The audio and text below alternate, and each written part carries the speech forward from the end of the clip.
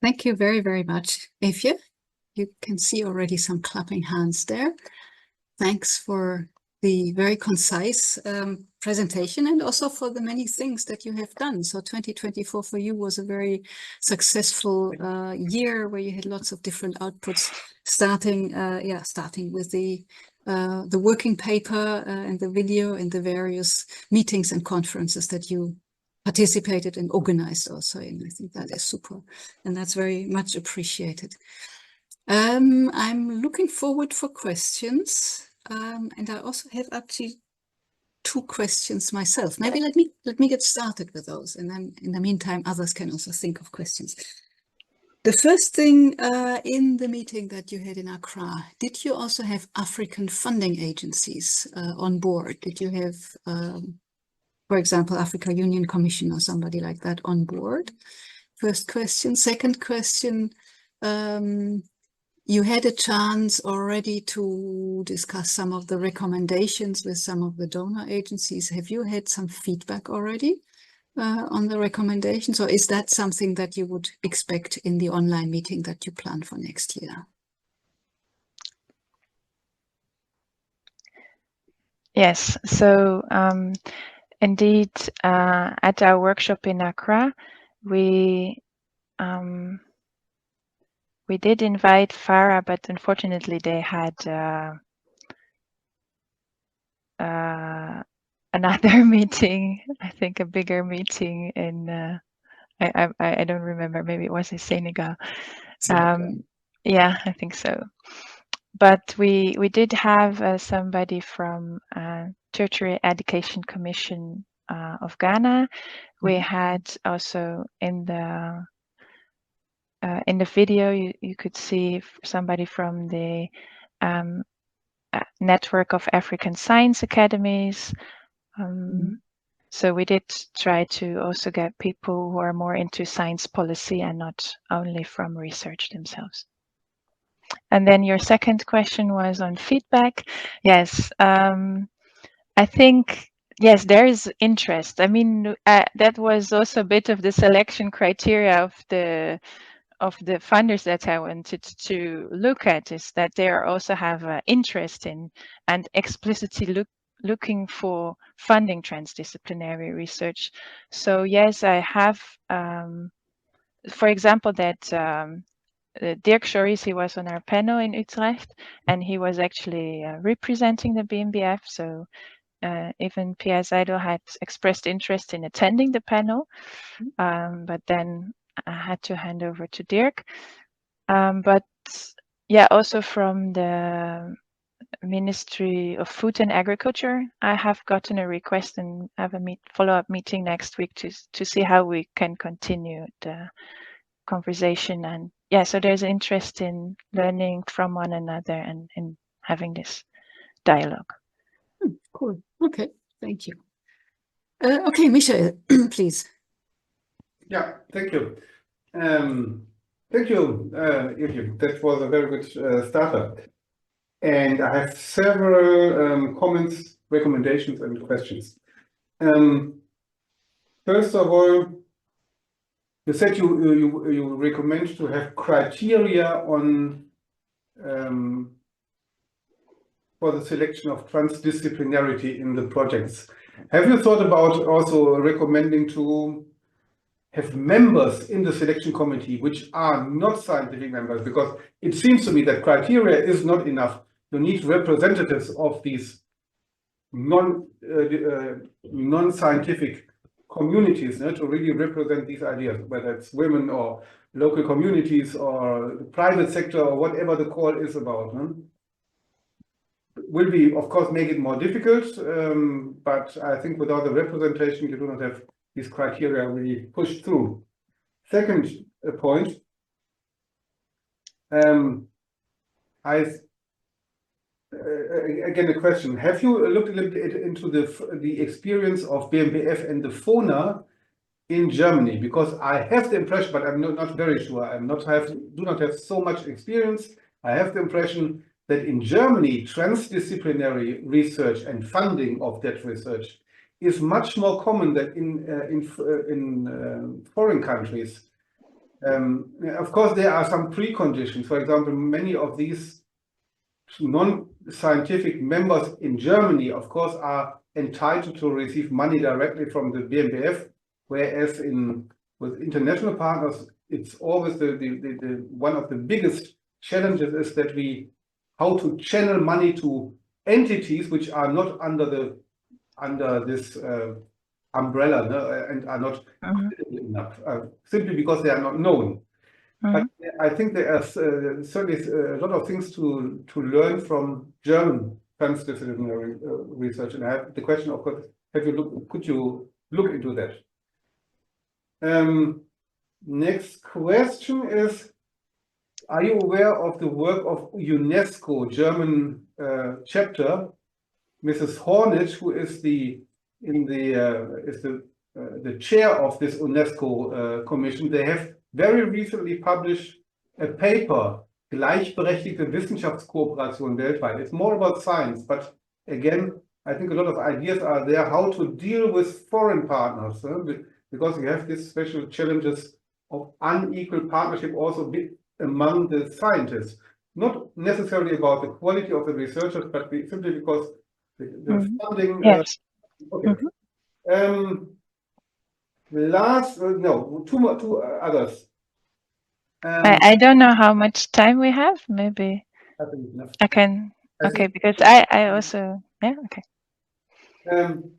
Many projects promise to be transdisciplinary, but do not finally do it. Have you thought about a post-evaluation? So to speak, after projects, look into what has been really done in it, and maybe have a post-evaluation where you also have an honor, but honoring, but also punishing for those who are not doing what they promise.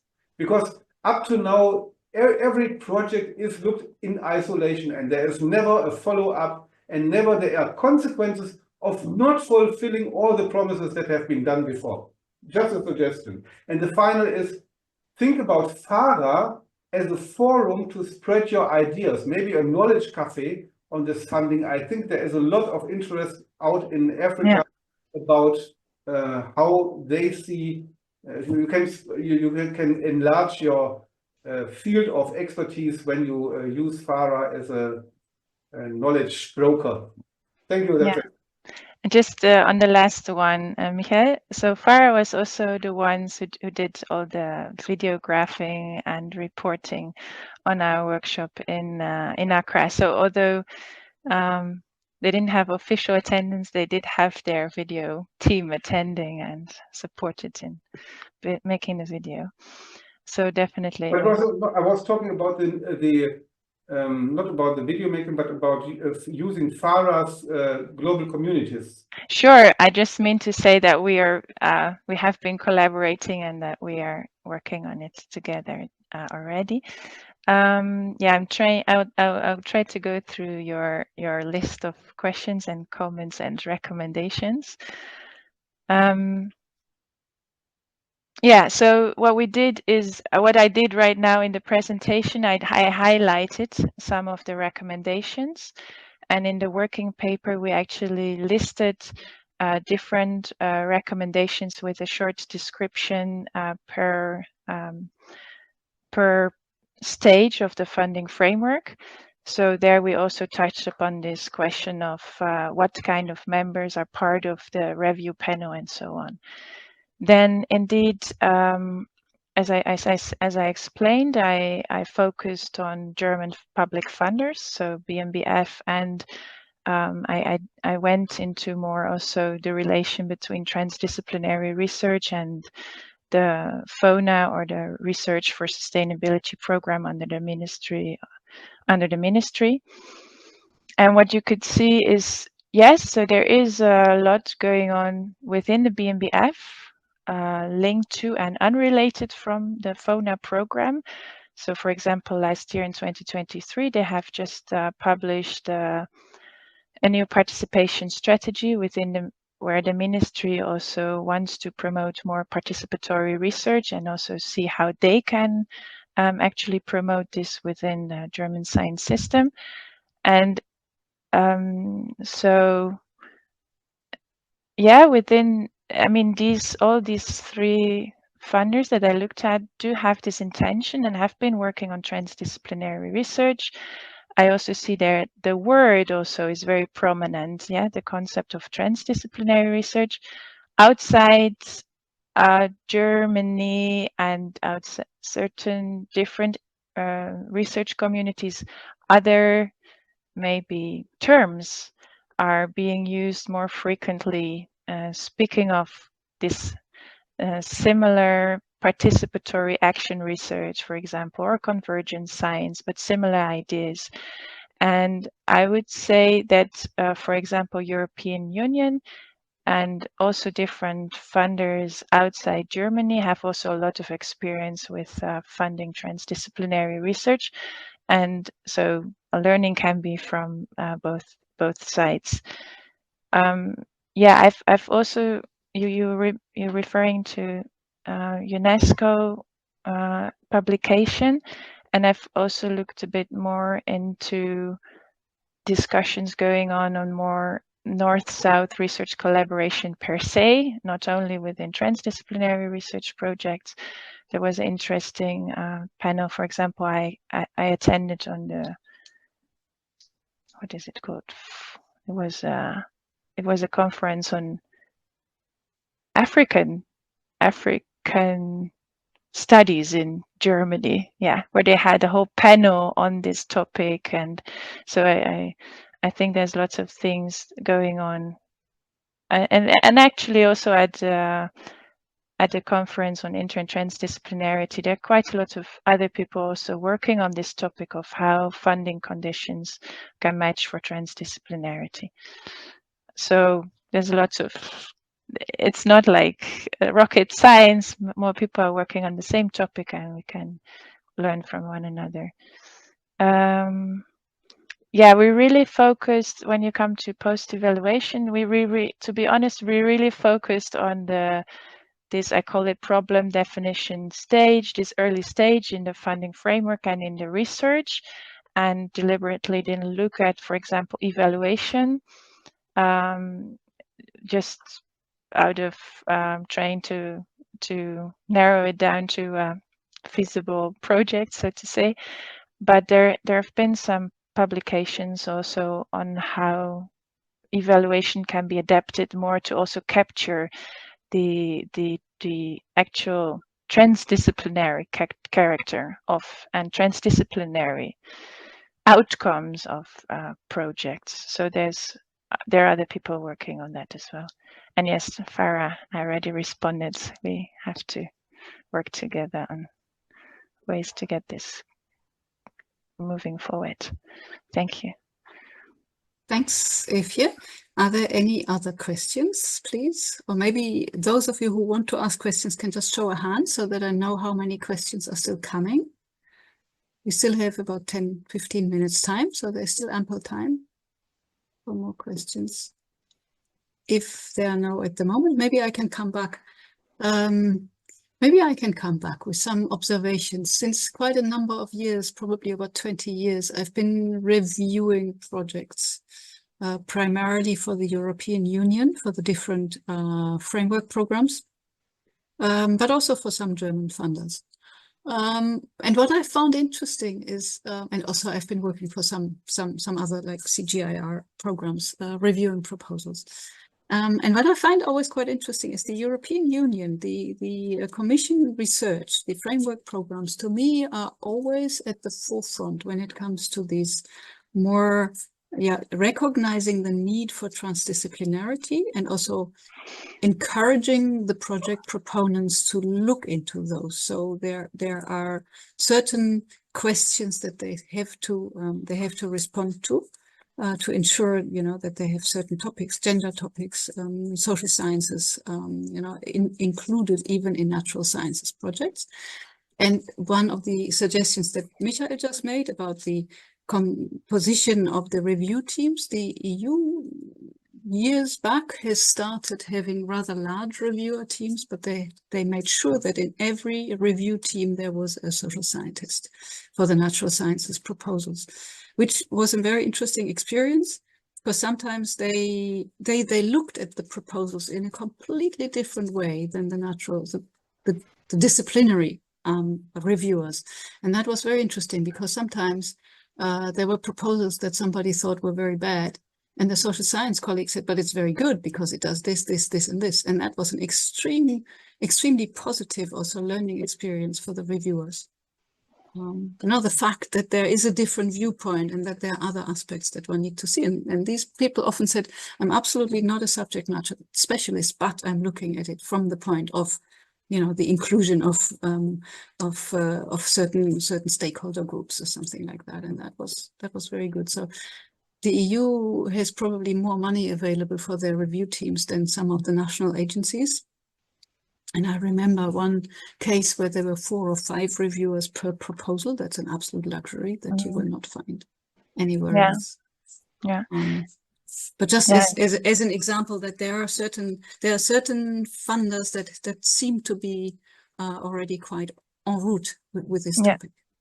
Yeah, so I think that's also the interesting thing, is that there are a lot of funders that are experimenting with different practices, and that there is a need also to learn from one another.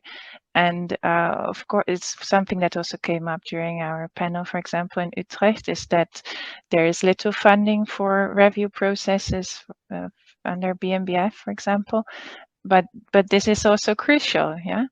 If you want to be able to also address this transdisciplinarity, then you can't just let it go through and have some people each from their viewpoint review it and then bring it together without it being discussed again, and then also get there having different perspectives mingle. Yeah. What I would really find interesting is to see how much the agencies that you discussed are going to change their approaches, because of course you have chosen programs within the funding streams of these ministries that are already quite transdisciplinary. If I'm just thinking of the one from Blee. Yeah. And the question to me is, are they going to change anything in their approach from listening to their colleagues from the other ministries, or are they basically the example for everybody else to follow? Or, Yeah. So what my impression is that it's not because we interfaces are doing this, but there is a larger movement already going on, and I've also tried to look at what change has already taken place. And for example, with Blay, also they started with their funding line, what is it, about 10 years ago, and already when you look at the call for proposals coming out one after another, you can see that they have already evolved into trying to have more to have their funding program more adapted to actual transdisciplinary research. So this is already happening, and this is also something that they want to even continue doing. So I don't think it's that's the good thing about it. It's not and for example, BMBF with their participation strategy just came out. It's something that is going on already, but we can add up onto it, and particularly within this field of sustainable land management and within the African context. And yeah, I think that's also that lots of people I spoke to, for example, at the conference on inter and transdisciplinary research, they're only looking at research being conducted in Germany, and then you don't have that additional complexity of global North-South collaboration.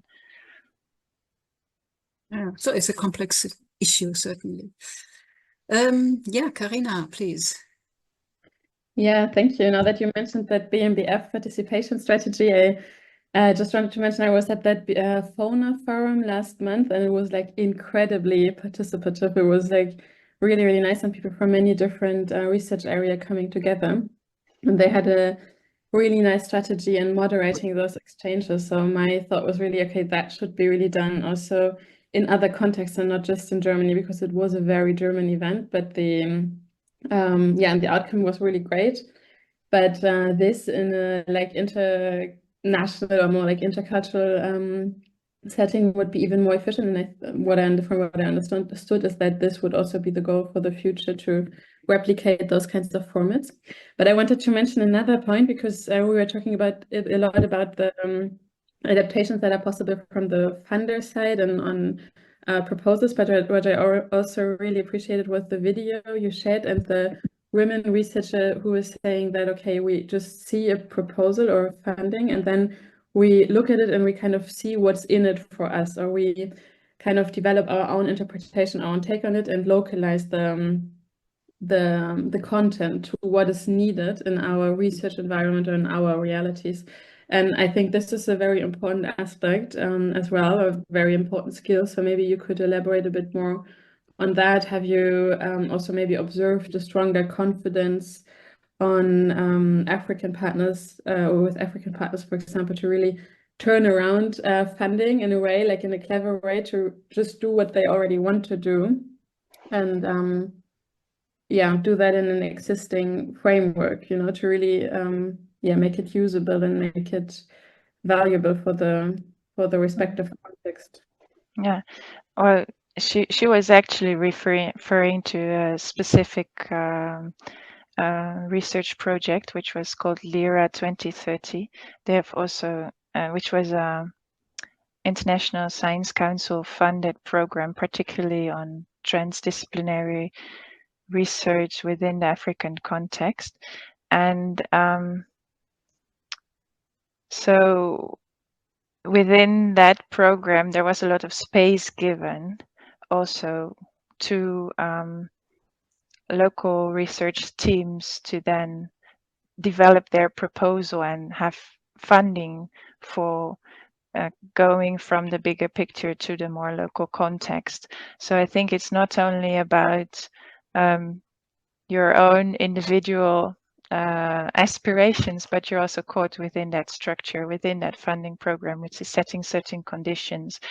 But I think that one thing that came out very clearly is that having such joint proposal writing phases, which are also being funded, they can take shape in different ways, but they're becoming more and more, I would say, common ground amongst those pioneer transdisciplinary research funders, that this is almost should almost be something like a golden standard in order to allow for whether these collaborations between north-south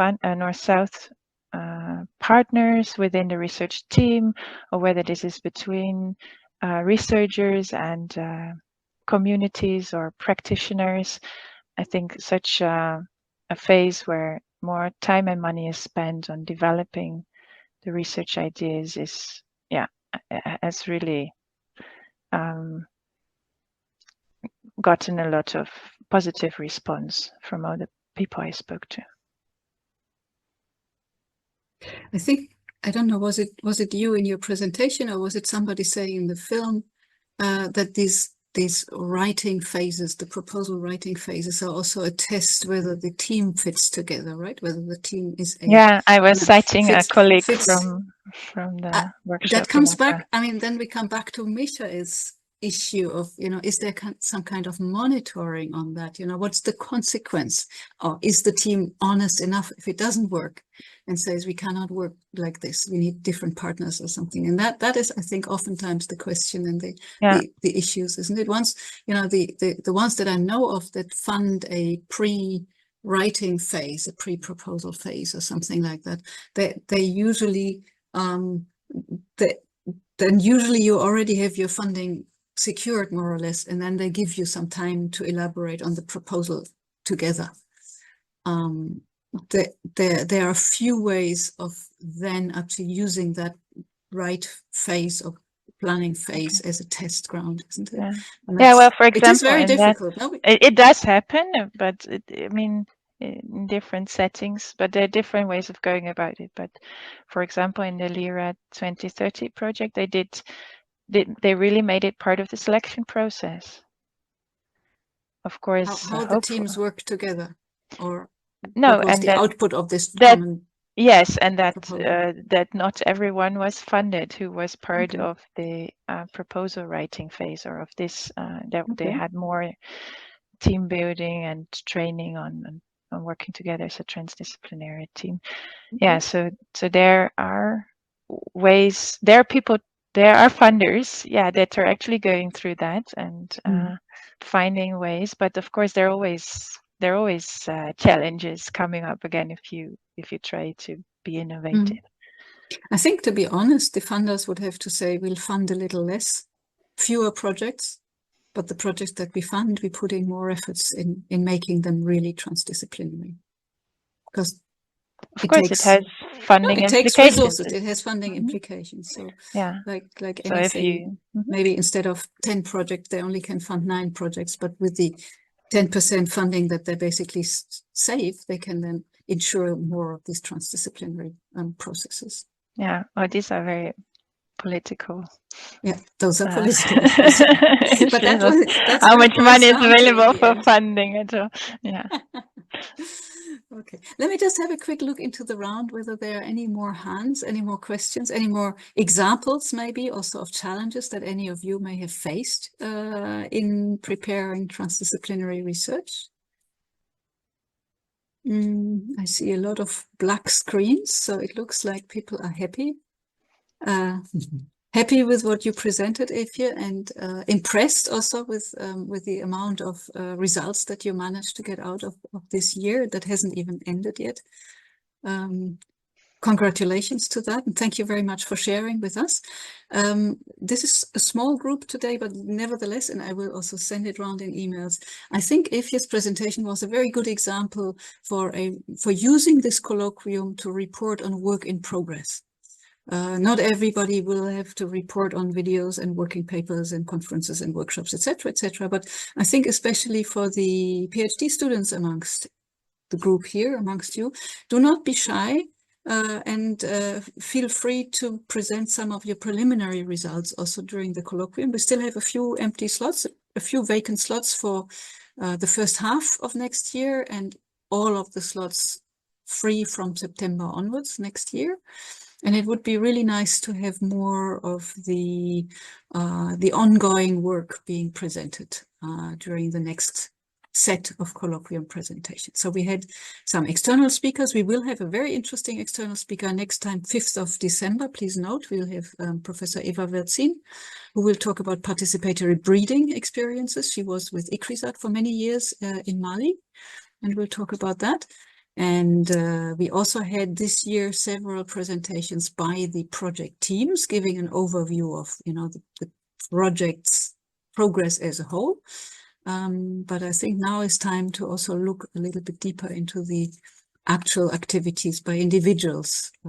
I see some of you here, Leonard, Niklas, Alex, you feel very free, or Stephanie, feel free to contact me and book a slot to present some of your work in progress, and also generate some comments from people that are not immediately in your PhD teams. So you also get some inter and transdisciplinary feedback then maybe. Cool. With that, thank you very much again, all of you, for being here, and have a nice rest of the day, rest of the week. And as I said, we'll meet again on 5th of December, and I'll send around more information on that soon.